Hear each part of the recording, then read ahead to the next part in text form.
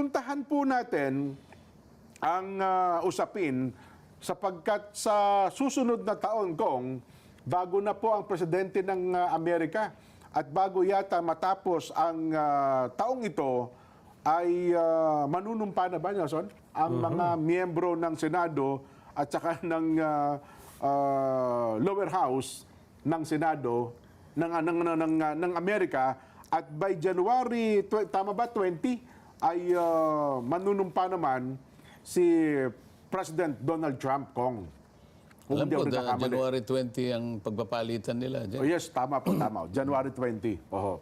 Ano ba ang importansya nito, Kong, para sa ating mga Pilipino sa pagbabalik po ni Trump sa White House? Hindi, siyempre, ang Pilipinas dyan ay tumitingin dun sa ano ay magiging aksyon ni President Donald Trump kapag siya na ang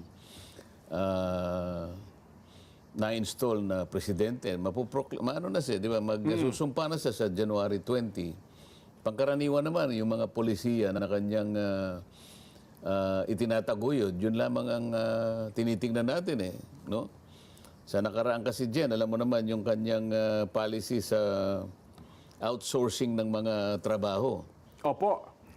Sabi niya, wala nang outsourcing. Ang gusto ko kanya puro Amerikano na lang ang makikinabang. So paano ngayon yung mga IT, BPO industry sector po nila. natin. Opo. Halimbawa, dito sa ating bansa dyan, alam ko, mga kulang-kulang sa 2 milyon ang Totoo po. nakikinabang sa BPO outsourcing. Opo. Ngayon, kung halimbawa, paiigtingin niya yung kanyang polisiya na itigil lahat ang outsourcing. Nako.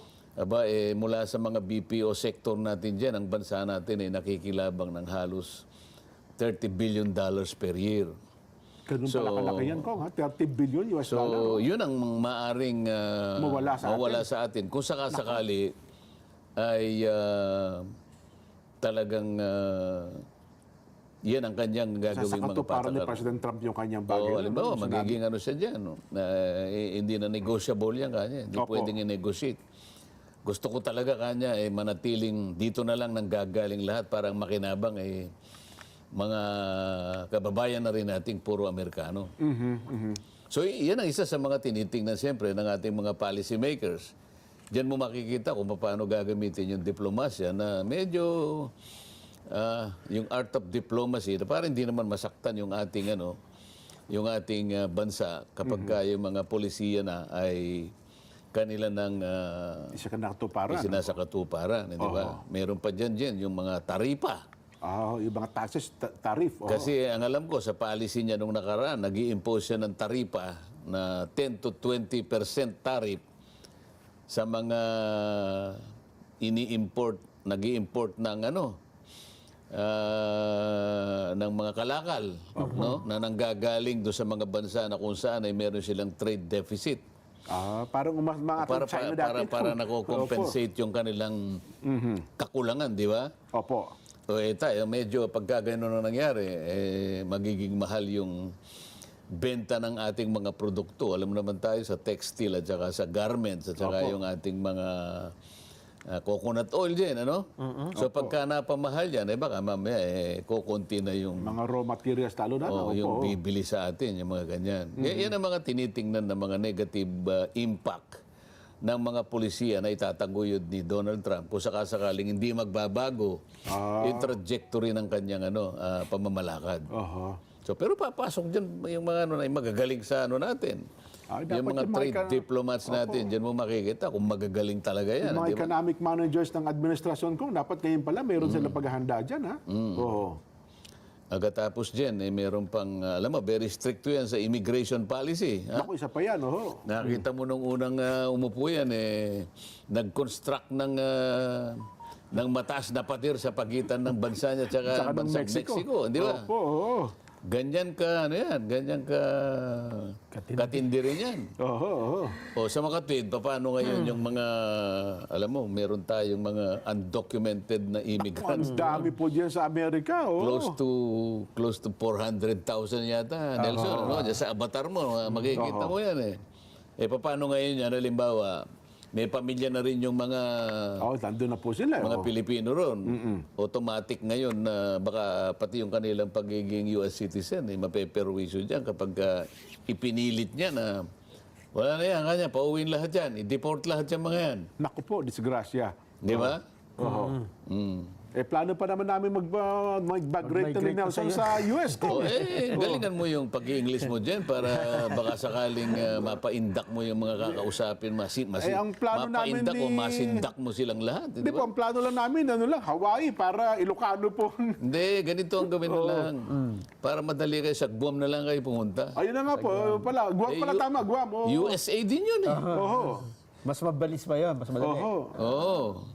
3 hours lang ata ako, nasa Guam na eh. Kaya sa 3.5. Oh, 3 na, kita nyo na. Oh, tsaka mga Pilipino mga nandun eh. O kaya sa Northern, ano yan eh, Northern Marianas Island, ayun. Ah, Ang pangalan nun eh, akala ko ano yun eh, Saipan pala yun. Saipan mo pala yun. Ganun ho Ang ba? official name niya eh, Northern Marianas Island. Marianas Island ay mga ganyan. Oho. Kung yung tungkol dito sa... Kasi di ba si Trump ay medyo okay sa China eh. Ang alam ko, iniimbitahan pa ata yung Chinese president sa Yung mga Amerika eh, di ba? Pati nga yung North Korea, di ba? Oh. Eh, paano yung mga ginawa ni President Biden na katulad dito, may EDCA sites, tapos Malay mo, kasi yan, ayaw niya yung mga ganyan eh. Oho. Kasi yung mga ganyan, nakakapaggastos lang sa ating ano yan eh. Sa ating defense portfolio kanya. Isipin mo, pati tigilin ko yung away ng Hamas na yan at saka ng Israel. Kinakailangan, tapusin na yan.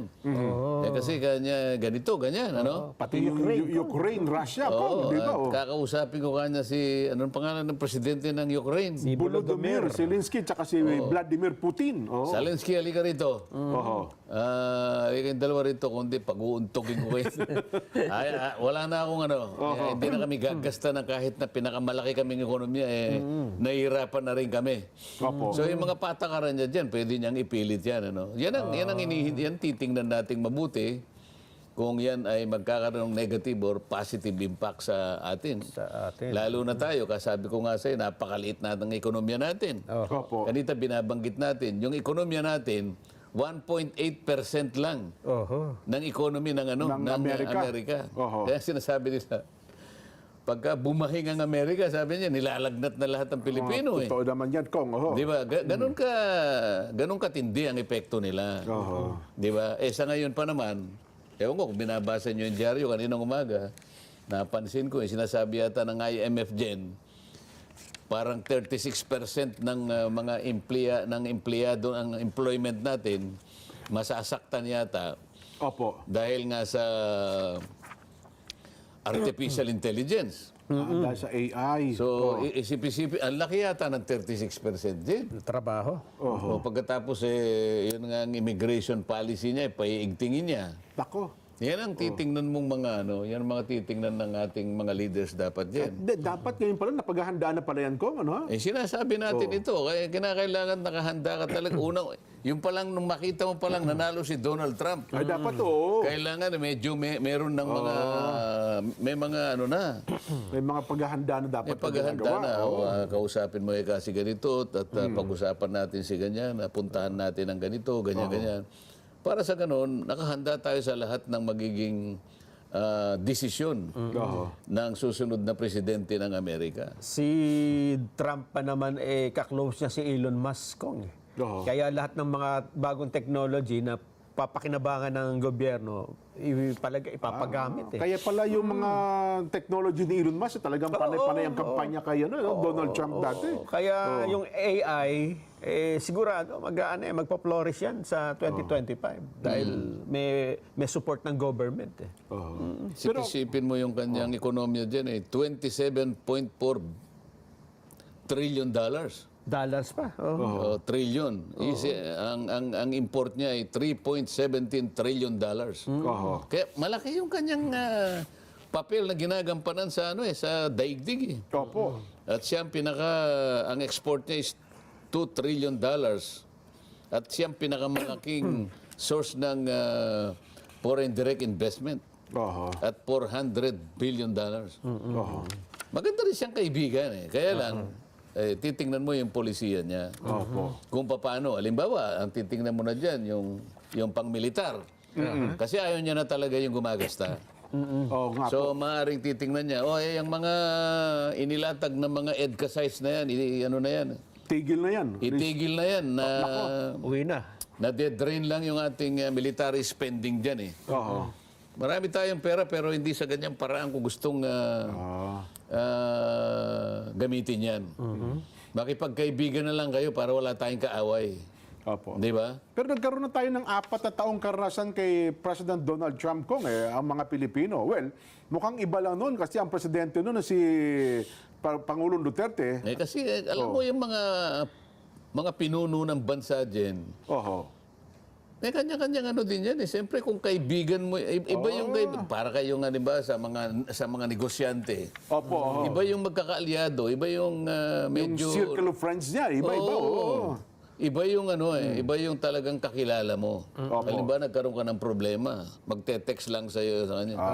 Pare, pwede mo ba kung pairamin ng 2 barko mo muna, medyo na ano yung ganito. Mga ganyan. Boss, yung aking hindi dumating yung aking langis eh. Pwede bang yung isang ano mo, ipahiram mo muna sa akin, babayaran kita next week. Iba yung meron kang kaibigan eh. Totoo. Maski sa mga leaders, lalo na sa ASEAN, iba yung ginagalang ka rin. Oho. Di ba? Merong leverage yung si Jen Subarjaga. Matindi yan. Kaya kaibiganin natin Barkada yan. natin yan. Dapat barkadahin na natin yan. Si Nelson, pabayaan mo na yung Hindi masyado, wala tayong makukuha dyan kasi wala naman siyang ano eh. Wala sa interest sa atin. Walang ano yan. Hindi, kung sa my friend Duterte, di ba? Gano'n. Parehas sila ng mga polisiya dati kong eh. Kaya nga, iba rin yung may tinitingala ka, tsaka may kaibigan ka. Oho. Malaking bagay din yan. Yung diplomacy kasi dyan. Nasaan ba ang pinanggagalingan dyan kundi yung tinitingala ka rin bilang isang leader ng isang bansa? Oho. Mukhang magkakaganon nga. No? Kasi, aywan ko lamang, kasi ang Amerika kung alam niyo naman, kahit papaano, meron din kamay sa politika ng Pilipinas yan. Di ba? Mag-iiba ba ang trust nila sa kasalukuyan o baka naman alam niyo naman tayo, ang mga Pilipino kung little brother di ba? Little brother ng mga Amerikano. Ayoko yung taguring little brother. Ang ganun ba? Parang akala ko Meron bang malaki, may maliit ba dyan? Hindi. Hindi ko nga. Kasi Sa harap ng komunidad ng mga bansa, pare-pareho tayo. Hindi little brother. We are brothers. Ganun. Wala na yung... Ganun ho ba? Sabi mo little brown brother, sabi pa eh. Hindi, sa iba kasi, iba-iba yung pagturing sa pagka parang bunsuan turing kong eh. Alagain. Special yun eh. Lagi umiiyak. Di ba? Alagaan mo yung mga Pilipino, yung mga bunsong kapatid natin yan eh. Nagtatantrums yung kapatid mo. Hindi, ayoko yung Hindi mo ba ganon? ayoko yung ganong mga Taguri. mga taguri. Gusto ko yung pare-pareho ang tingin. Nagkakaiba tayo, pero pagdating sa pagtingin at sa pagrerespeto, yung respeto parehas. Isang bansa eh. Baka naman depende din sa leader kong. Tinitingnan din siyempre leader ng bansa mo. Nakakatulong yung leader ng bansa dyan. Bakit naman hindi? Sabi ko nga sa'yo, sa ASEAN, so siyempre mas malapit tayo sa ASEAN, medyo may naipakikiusap ka. Kaysa doon sa masyadong malayo yung ano. Halimbawa, kung si Nelson ang presidente ng Pilipinas, natural lamang na mapalapit siya sa mga leader ng ASEAN. Opo. Dahil sa puro summit dito, magkakalyado di ba? Nagkakausap. Samantalang minsan mo lang nakita yung presidente ng Burundi. Ako po, ang layo. Paano? Di pa yung magkaintindihan na Di ba? salita. Mag-iba pa uwi ka eh. Oo, mag-aalangan ka. Pero yung magkakalapit kayo, yung... Yan ang gusto ko yung kinakailangan yung mga leaders natin, Jen. Lalong-lalo na bagong taon yan. Kailangan nakahanda kayong humarap sa lahat ng pagsubok na harapin ng bansa mo. Pero dapat pala, nung pagpanalo pa lamang ni Trump, gumawa na kaagad ng hakbang ang mga opisyalis ng ating bansa, Kong. Eh, siyempre, Kasi alam naman nila di ba? Kaya naman nilang usisain yung mga naging policy niya. Kung Ay, tsak yun. yung kaya magbabago o hindi. Oho. Pwede ka namang, ang dami mo namang mga magagamit na, ginagawa ng ambassador mo sa Amerika kung hindi siya gumalaw. Pakitanong mo nga yung ganito. Oho. Pakitanong mo nga yung nangyari sa ganyan. Para ngayon, meron ka ngayong nakikitang mga kaparaanan, na-anticipate mo Oho. yung magiging forma, yung final form ng kanyang policy Oho. na magkakaroon ng impact, negative man o positive, sa iyong bansa. Lalo pa nga ako, mayroon tayong 4 na taong karanasan kay Trump. Ano? Kumbaga, alam na natin ang kanyang estilo. Basa mo na. Di ba? Medyo basa na natin. Meron na mga history. Di ba nagkaroon ng APEC dito? Yan, opo. Siya, pumunta pa si President Trump sa Pilipinas. Nakamayan ko pa yun sapagkat nandun ako ganun ba? nung dito sa... Takin nyo nga pala, no? papaselfie sana ako. Ang bilis niya Okay, let's go.